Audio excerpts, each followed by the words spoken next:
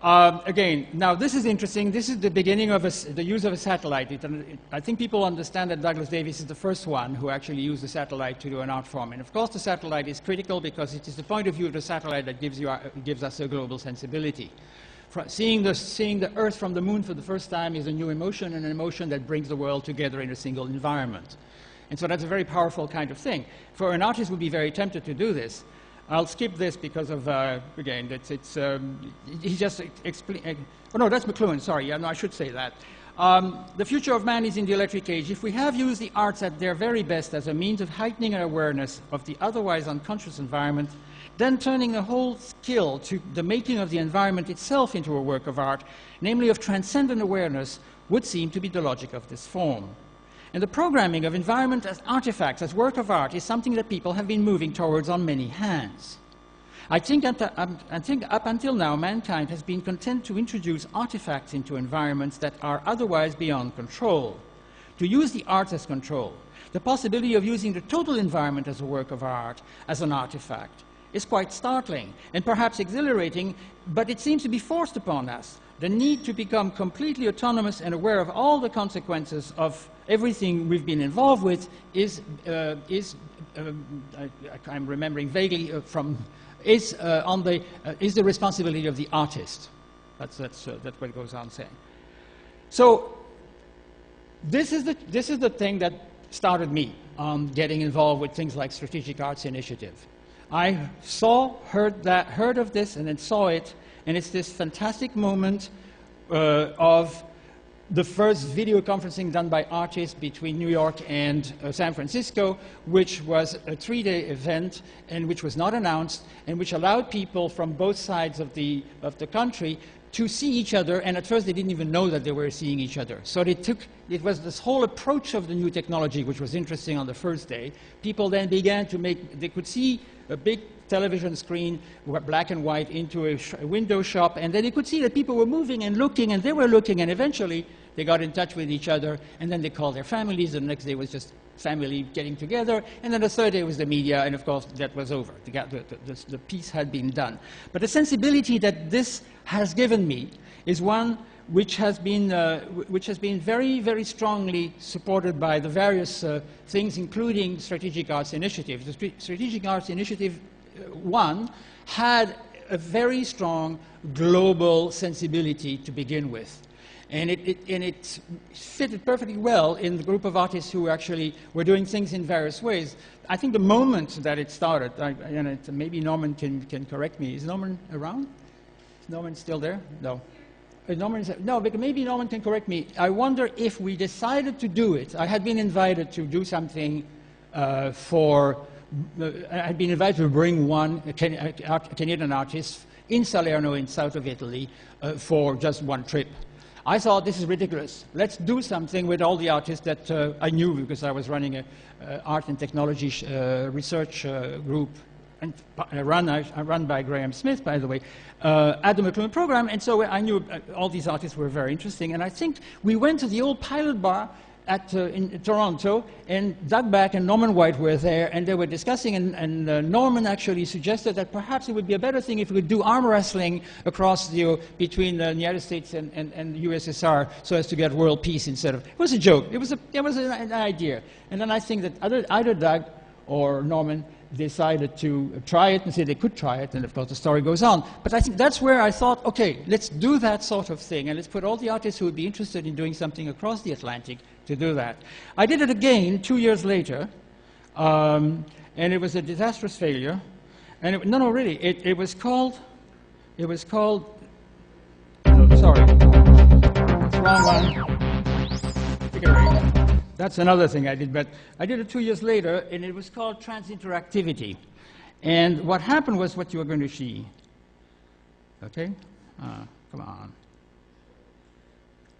All right. It's this one. It's upside down. God knows why. No! Damn it, sorry. After all the way we sit, I'll spare you that. I got my house. Excuse me. I'm really sorry. I don't have my own computer. It would be very helpful. Anyway, okay. Well then, it's probably the next one. No. Then I lost it, sorry to say. Because it shows the first 30 seconds. Yeah, it's gone. The first 30 seconds of that thing, what happened was we had 1,000 people, 600 in Toronto at the Ontario Science Centre and 400 and some in Paris. And we had a connection which was incredibly complicated because we wanted to create a dance between Canada and France. And in the first, and during the afternoon, everything worked fine, of course. We had even, it was an incredibly complicated travel. The signal had to go up to the satellite and come down again and go up again and then come down. So it was really an incredibly complicated thing. And we had 800 meters of cable going from a truck somewhere down beneath the center. It was just an absolute nightmare, but we overcame it. And when we started it on the show, and I was introducing it, then after that we had the dancer trying to dance. Within less than 30 seconds, some idiot hit a pylon in Staten Island where the second... And was it Atlanta? Oh, for God's sake. Anyway, it hit, and it was a Saturday, so, and we were not business people, so they didn't give a hang. They literally just let us drop. Well, I call it communicatus interruptus. It was really a very disastrous moment, which took me several months to recover from. But, in fact, but what happened in the end was that, in fact, once again, just as in the Strategic Arts Initiative, some things didn't really work the way they should. It didn't really matter. I think, first of all, because people didn't get it. The people in Canada all got the idea, and fine. For them, they had it. The French had no idea. We had 17 different action.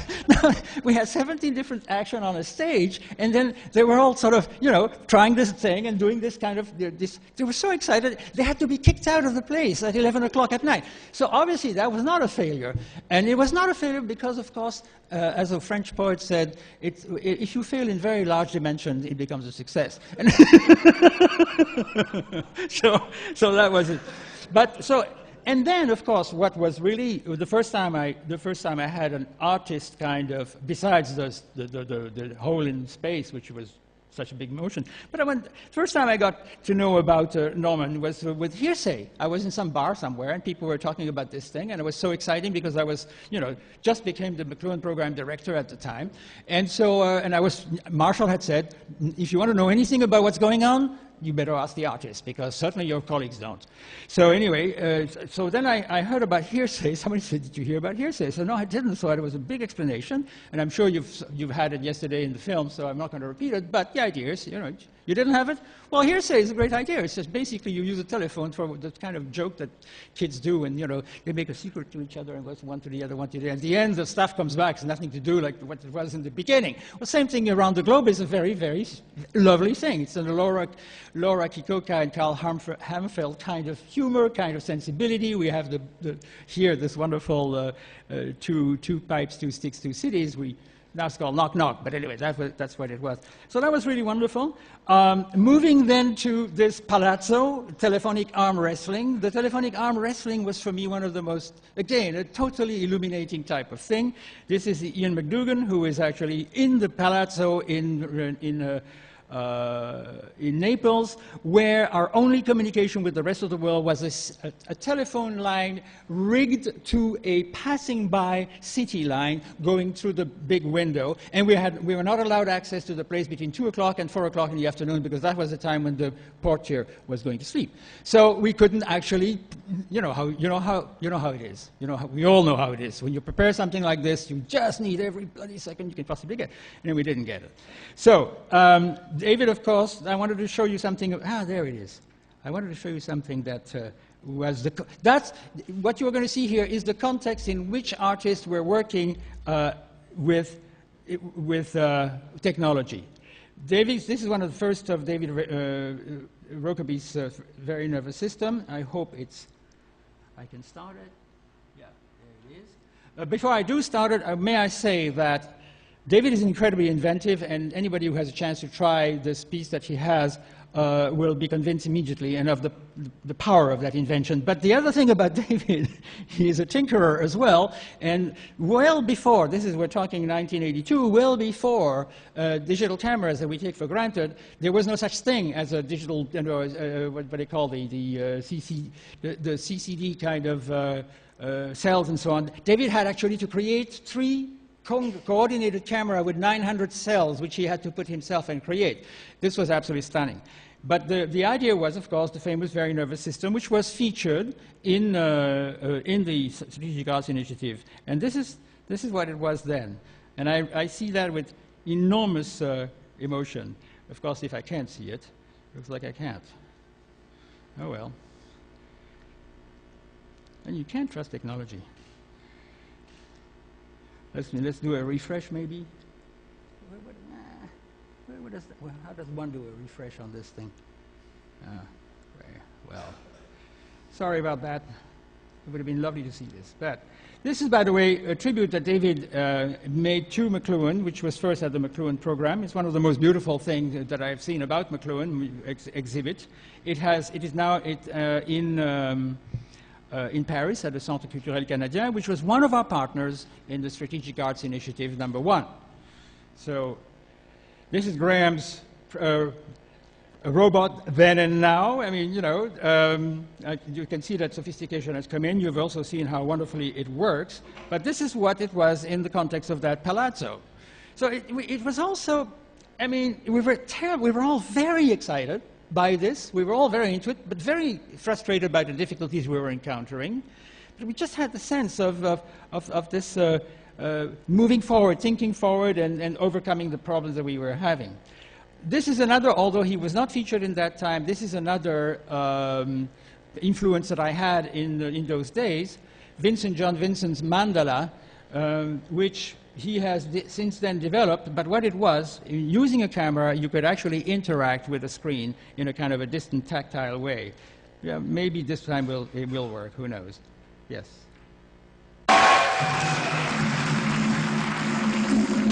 So the idea that you could interact with a screen and create events with it, which is what they called it, in fact, when they were programming it, was extremely exciting. I remember, I was so taken on by this.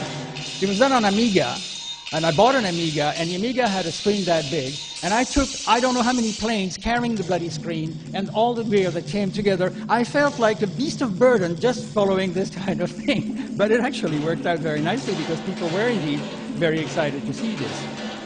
Again, you got the idea. There were many, many different kind of things you could do with this mandala, and it went on for a fair bit.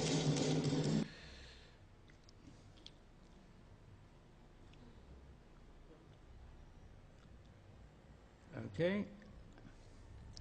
So there's more, but I don't know how much time I still have, so I'm just going to go through. Again, I found it very subtle, this whole experiment of Carl and Laura, and so I liked this idea of the the gear in between that is now coming back. I got this picture from from the site, and here is the whole thematics of Pinocchio 2.0.